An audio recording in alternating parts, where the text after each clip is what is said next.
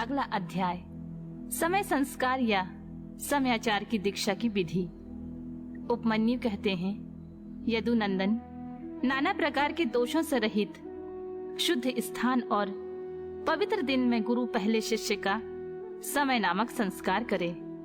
गंध, वर्ण और रस आदि से विधि पूर्वक भूमि की परीक्षा करके वास्तुशास्त्र में बताई हुई पद्धति से वहां मंडप का निर्माण करे। मंडप के बीच में वेदी बनाकर 8 दिशाओं में छोटे छोटे कुंड बनाए। फिर ईशान कोण में या पश्चिम दिशा में प्रधान कुंड का निर्माण करें। एक ही प्रधान कुंड बनाकर चंदोबा, ध्वज तथा अनेक प्रकार की बहुसंख्यक मालाओं से उन्हें सजाएं। तत्पश्चात वेदी के मध्य भाग में शुभ लक्षणों से युक्त मंडल बनाएं। लाल रंग का सुवर्ण आदि के चूर्ण से वह मंडल बनाना चाहिए। मंडल ऐसा हो कि उसमें ईश्वर का आवाहन किया जा सके। निर्धन मनुष्य सिंदूर तथा अगहनी या तिन्नी के चावल के चूर्ण से मंडल बनाए। उस मंडल में 1 या 2 हाथ का श्वेत या लाल कमल बनाए। 1 हाथ के कमल की कर्णिका 8 अंगुल की होनी चाहिए। उसमें केसर 4 अंगुल में हो और शीर्ष भाग में अष्टदल आदि की कल्पना करें। 2 हाथ में कमल की कर्णिका आदि 1 हाथ वाले से दुगनी होनी चाहिए।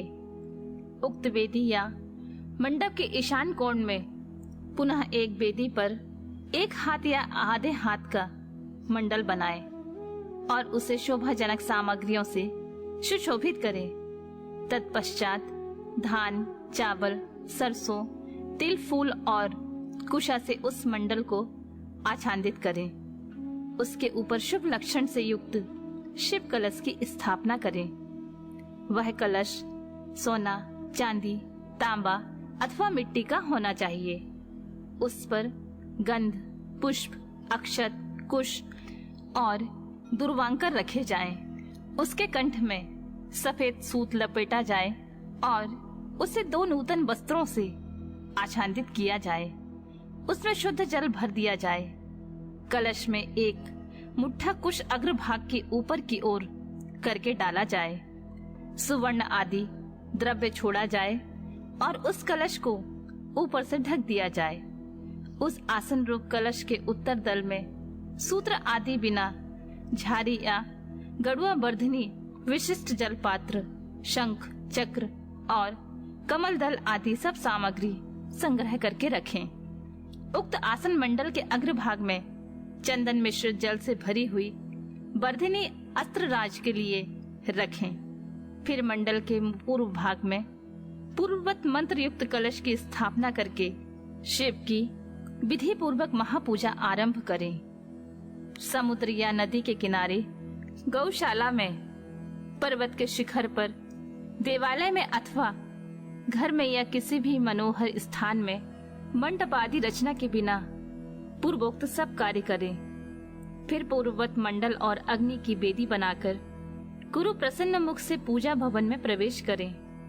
वहां सब प्रकार के मंगल कृत्य का संपादन करके नित्य कर्म के अनुष्ठान पूर्वक मंडल के मध्य भाग में महेश्वर की महापूजा करने के अवनंतर पुनः शिव कलश पर शिव का आवाहन पूजन करें।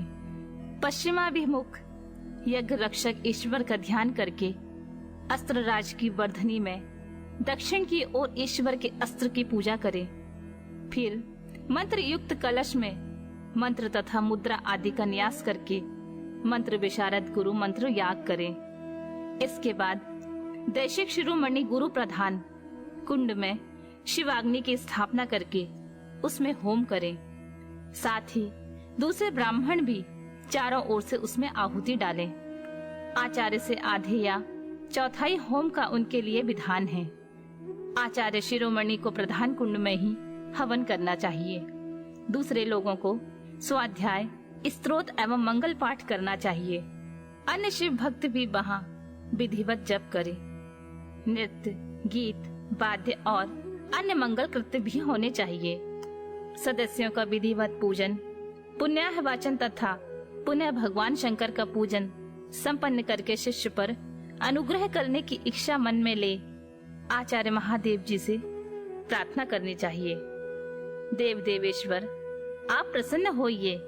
विश्वनाथ, दयानिधि, मेरे शरीर में प्रवेश करके आप कृपा पूर्वक इस शिष्य को बंधन मुक्त कराइए। तदनंतर मैं ऐसा ही करूंगा।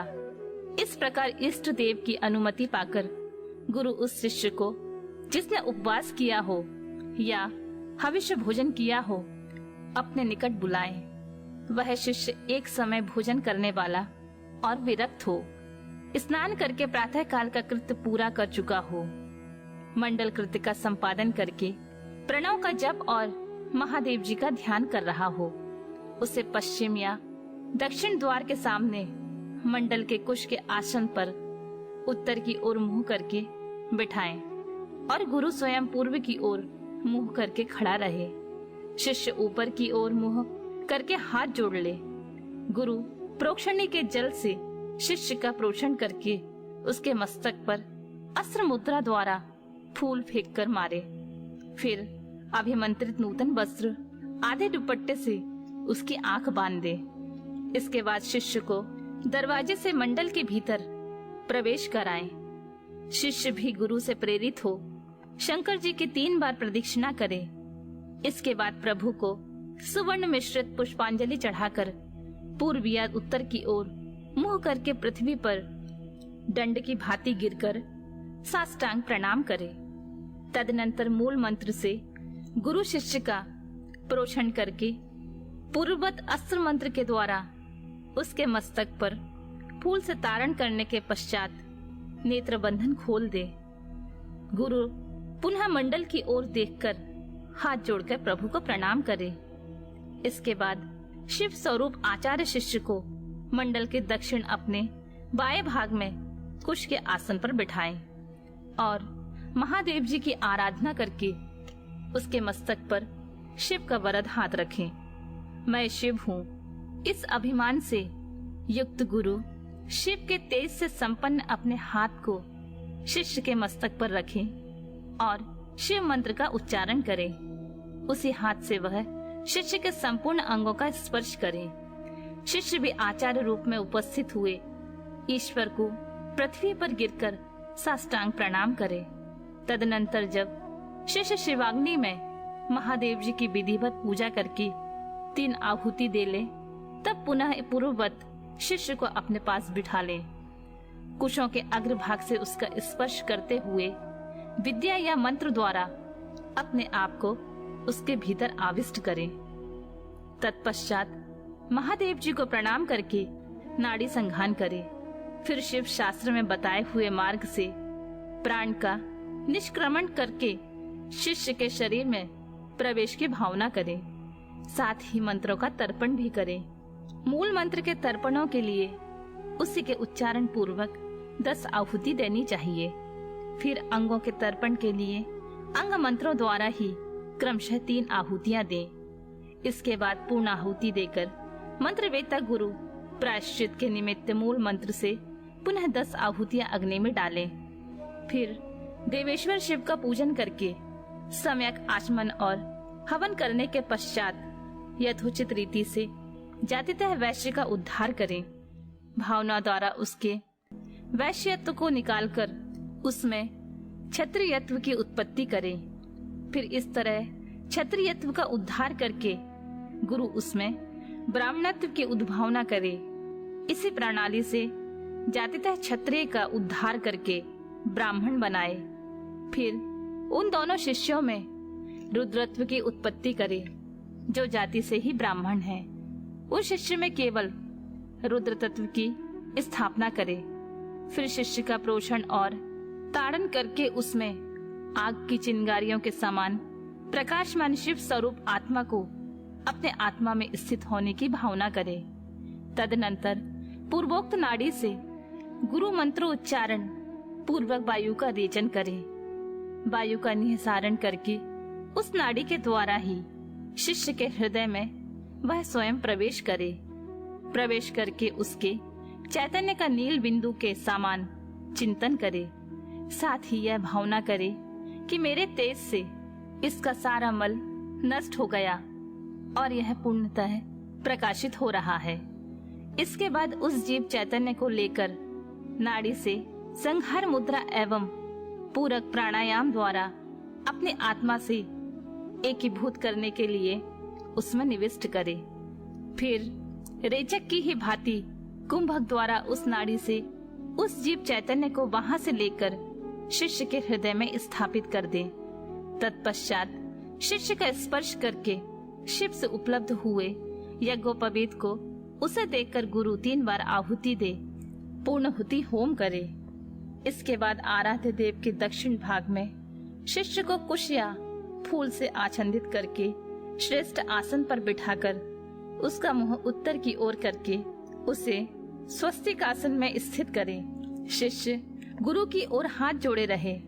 गुरु स्वयं पूर्वाभिमुख हो एक श्रेष्ठ आसन पर खड़ा रहे और पहले से ही स्थापन पूर्वक सिद्ध किए हुए पूर्ण घटक को लेकर शिव का ध्यान करते हुए मंत्र पाठ तथा मांगलिक वाद्यों की ध्वनि के साथ शिष्य का अभिषेक करे। तदनंतर शिष्य उस अभिषेक के जल को पोंछकर श्वेत वस्त्र धारण करे, आचमन करके अलंकृत हो हाथ जोड़कर मंडप में जाए। तब गुरु पहले की भांति उसे कुशासन पर बिठाकर मंडल में महादेव जी की पूजा का करन्यास करे। इसके बाद मन ही मन महादेव जी का ध्यान करते हुए दोनों हाथों में भस्म ले शिष्य के अंगों में लगाए और शिव मंत्र का उच्चारण करे। तदनंतर शिवाचार्य मातृका न्यास के मार्ग से शिष्य का दहन प्लावनादि सरलीकरण करके उसके मस्तक पर शिव के आसन का ध्यान करे और वहां शिव का आवाहन करके यथोचित रीति से उसकी मानसिक पूजा करे। तत्पश्चात हाथ जोड़कर महादेव जी से प्रार्थना करे, प्रभु आप नित्य यहाँ विराजमान हो। इस तरह प्रार्थना करके मन ही मन यह भावना करे कि शिष्य भगवान शंकर के तेज से प्रकाशित हो रहा है।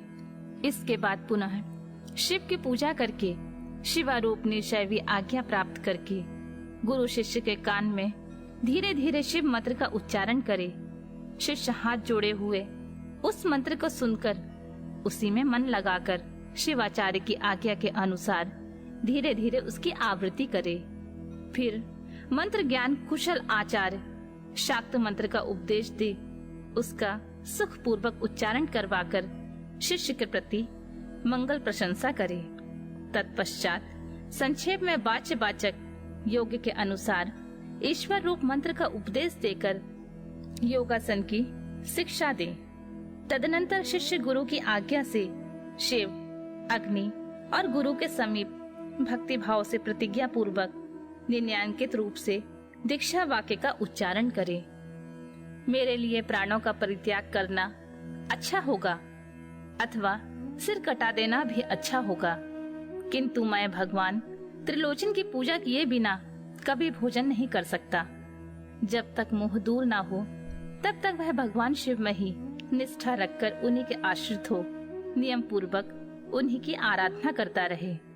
फिर भगवान शिव ही उसे योग क्षेम प्रदान करते हैं। ऐसा करने में उस शिष्य का नाम समय होगा। उसे शिवाश्रम में रहने का अधिकार प्राप्त होगा। वहां रहने वाले शिष्य को गुरु की आज्ञा का पालन करते हुए सदा उनके वश में रहना चाहिए।